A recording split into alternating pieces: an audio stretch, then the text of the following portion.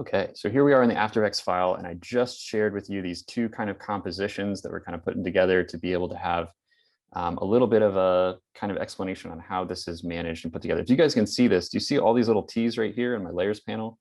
So these are all the type tool. This one of two, is just it's actually a rendered piece. I actually don't even need it in this composition. I didn't use it. So I'm just going to delete that one. But as you can see, these are all type layers. And what I mean by this is actually I can double click on this with my type tool and go in and change some of the lettering if I want to. So there it's selectable. I can type in, hey guys. Now, obviously it's very like stretch type, right? So let me zoom in so you guys can see that. That's how I'm sort of making some of these objects, right? They're just like little nodes or little bullet points. You guys can see that those are letters. I mean, it's actually flipped upside down and reversed and mirrored and kind of a couple other things and squished. But when you animate on these things, you can animate in a really exciting way. Here's the waves at the top. I actually used a 3D layer to make it look like it's stretching. I'm trying to create something that looks like kind of the tops of the water. You know what I mean? Giving you a little bit of a reflection there. I should probably maybe add a few layers to add like some light beams coming down from the top. That'd be a cool idea. And then there's a couple different ways that you animate these things. Essentially, you can set up what's called a range selector within the type, and then you can set up a particular kind of change that you want to happen within that range. And whatever that change is, be it scale, size, anything like that, position, rotation, all of the normal transitions, you can actually make sure that it cascades as it goes through. So these are all what's called type animators. And you use your type character panel to be able to set up some of this stuff. So I'm going to try and walk you through as much as I can of this, and then we'll try and put some of this stuff together. So let me just walk you through how I set this up.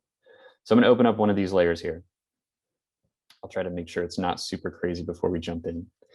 So here's the text, and kind of the most basic thing that you can change right here is the source text. And we'll practice this one here in a couple minutes. But essentially, you can set a stopwatch for this. It just creates a sort of stop keyframe. So this one does not change over time. It's just you can change the text so that it plays something different within that space. In which case, I could just go in with my type tool and sort of just change it and have it say something like, O's or something would be kind of fun to change it to. And then when I transition back and forth between these, right before that keyframe pops up, it's going to be those bullet points that I had used before. And then when I scan over this, it's going to just change to the O's until I change it back. So now it's just, holding shift, capital O. It's just stretched. And so when I add my animation here, you can sort of see that it'll just instantly change. All the rest of the animation is the same, and it will just play back and forth from there. Whoops. There we go. So you can see it's just immediately changing. It's a hold keyframe or a stop keyframe. It's just instantly changing into that other form of it. I mean, there's actually quite a lot of things that you can do if you're changing with the source text. I mean, if you want different words to pop up on the screen, you can just instantly change them, even from the same layout, same font size, all of those things. And this is all editable, by the way. This is still a live font. So if I want to change the type size, I can still do that. If I want to change the kerning, I can do that. If I want to change like the leading between the lines, if I had multiple lines in here, you can do superscript, which is kind of the little abbreviation number. So all of these things can be edited and changed while you're still animating several other properties, which is pretty cool. All right, thumbs up if that makes sense so far. Guys following along? Source text? Okay, not too bad, right? All right, so there are path options, but there's not a whole lot of paths in here because I still have it as live text. So I'm skipping over the path options. There are some combinations of things when you get into more options, and when you're seeing this little list here that says Animator 1 and Animator 2, you actually add these in. So if you guys remember shape layers, when you're looking at a shape layer and you wanted to add things to the shape layer, depending on what it is, you can actually click that little button that says, you guys remember what it says? Add, I think is what it says, if I remember correctly. So when you're looking at a shape layer, it says add, and you can add in many different features, including the type on path or the trim path feature that we did last time. So those are features. If you see also on a text layer, you have this option that says animate. And so when you click on this, you have lots of different things that you can animate over time on a particular type layer by itself. And this includes like, okay, if I'm going to put in position in here, I can add in an animator within a position.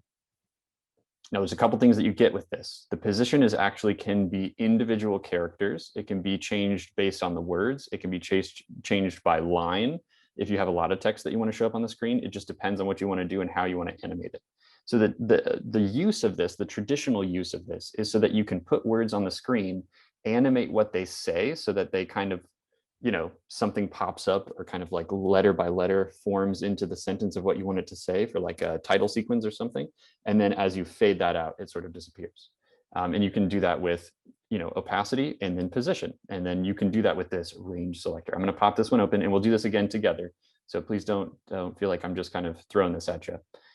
This range selector works very similarly to the particular range selector that we did with trim paths. So it's a similar kind of feature here. It's got start, end, and offset. And there's actually even some advanced settings that we'll look at as well.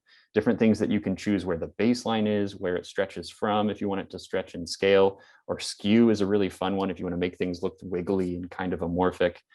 You can do that with the skew feature.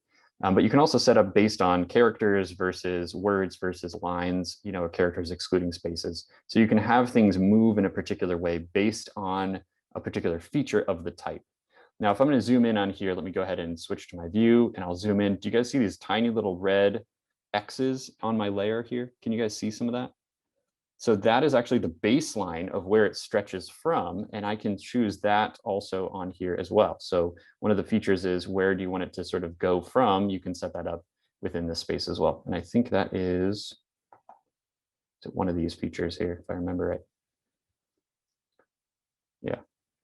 Okay, so let's get into this range selector thing. Let's do this together and we'll kind of play around with this. Essentially, you can set up a time within, be able to move how you want it to move within the range selector. And it'll make more sense if we do this together. So what I'm going to do is, instead of sharing this feature here, this page, I'm going to go ahead and open a new one.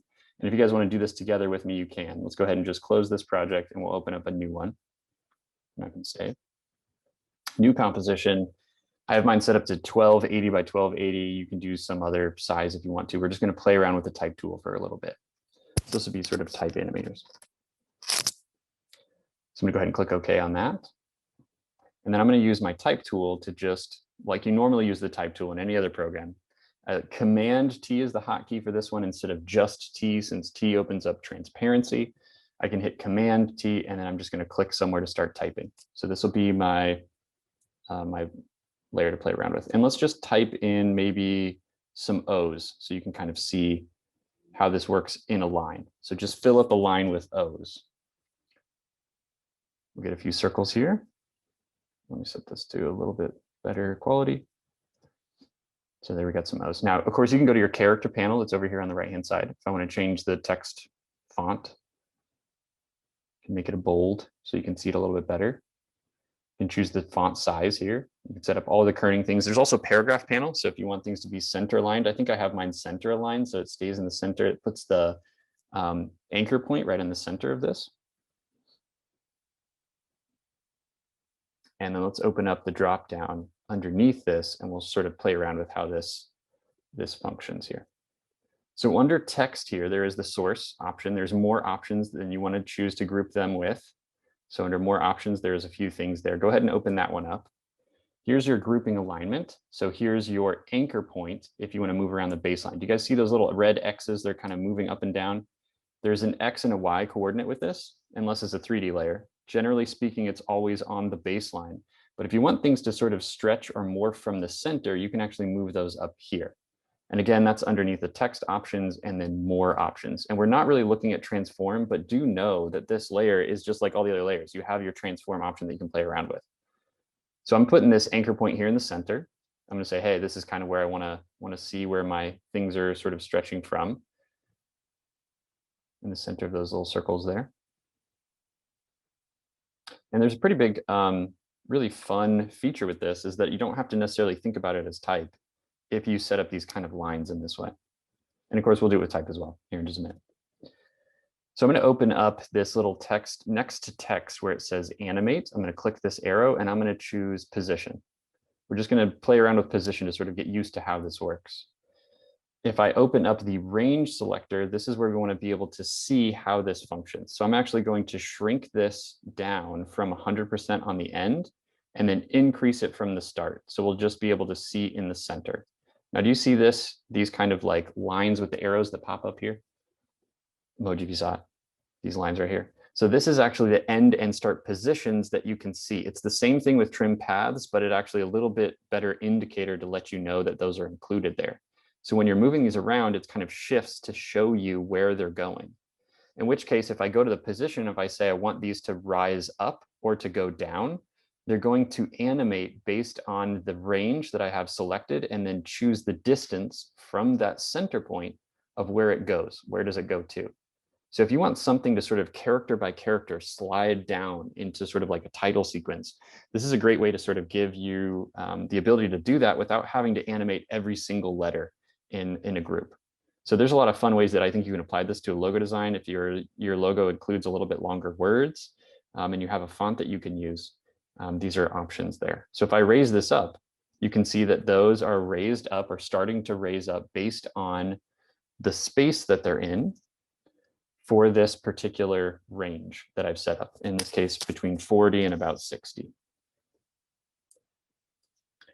Now, when I move these around in the offset, what this does is slides that selection range back and forth from the beginning of where it starts to the end. And so I think you can see there's an opportunity to be able to do these kind of like multi-pathed kind of objects if you can manage to use type through the features there to be able to then animate these things in motion, which is pretty fun. So is this helping to make sense with kind of this offset feature, the start and finish? Are there questions before we move on about how to set this up? Like so far with the range selector? You may not see that there's any change happening with your range selector until you also advance something in the position to be able to get these to line up.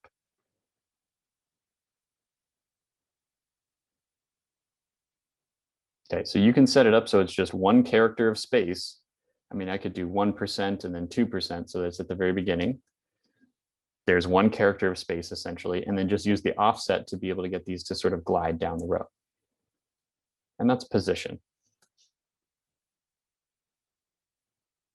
You get them to slide, this direction. So you can kind of, you could set up like a little pendulum crash swing, which would be kind of fun. So there's an opportunity quite to do a lot with this. Now there's a couple different ways that you can move this around as well. So if you guys are feeling comfortable with the range selector stuff here, if I go down to advanced, and this was in addition to the more options that were at the top where you can choose where your anchor point sits. But if I set up like a, if you want it to be by line or by characters or words, that will be included. You can change the mode if you want to, how much the amount is of how much motion is going on. So you can actually change that here as well under the advanced options. You can set up kind of a high end or low end, how much ease you want it to have. And then there's this one feature here, this shape, which I think is really useful to think about. So I'm gonna go down to position and kind of extreme the distance that I want it to travel. And I'm gonna increase just a little bit. So it adds in a few extra pieces here.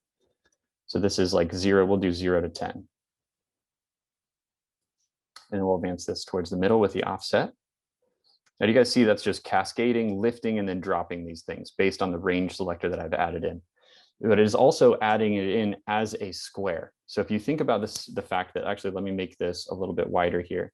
It's just adding in a block of space. So if I had even a block to measure this, you could say it's something like this amount of space. Let me leave this layer here just for a second. This is about the amount of space that it's choosing to then lift those things. It lifts it a bit based on the amount that I've added in with the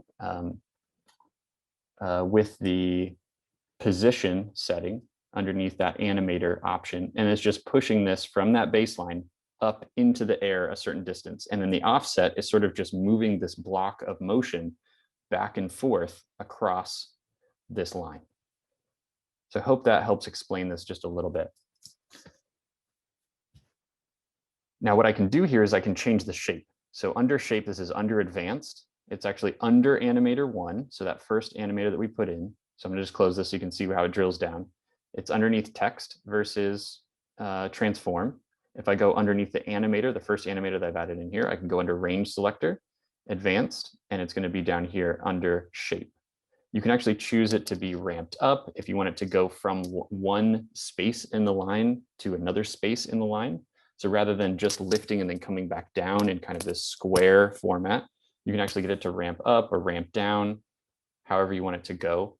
So when I move this offset piece, it's going to have things rise up to a particular position or rise down to a particular position, which is a really fun way to sort of animate these things. You can set it up in a particular triangle shape if you want to. So it's just changing the shape of these objects and how they move around. You can set up a round so it's more of a circular shape as it slides through. This is a nice sort of way to add a little bit more, almost, it sort of looks like easing in this sense. And of course, you can add in keyframes here to be able to ease these things. Smooth, so it's going to go a little bit smoother with its transitions here. It kind of slides up and then maybe just rolls down the other side. Okay. So there's quite a lot of opportunity, I think, to be able to do complementary pieces of animation. You can even think about it in that you can add in multiple spaces in here. So if you just wanted to move one object kind of around in this particular way, and if that object could be replaced with a letter, if you think about the letter not as a reading letter, but more as like a form or an object, you can actually add in multiple spaces and then sort of get this to move based on your range selectors even then. So you can add up spaces if you want things to be spaced out. You can add in words if you want them to animate with words this way. And you can sort of ramp up or ramp them down. So there's an opportunity to do, I think, a lot of animations within this space. So let's try this together. And we'll try to do some position animation, and then we'll do that step by step. Cool. All right, so let me go ahead and pause the recording here.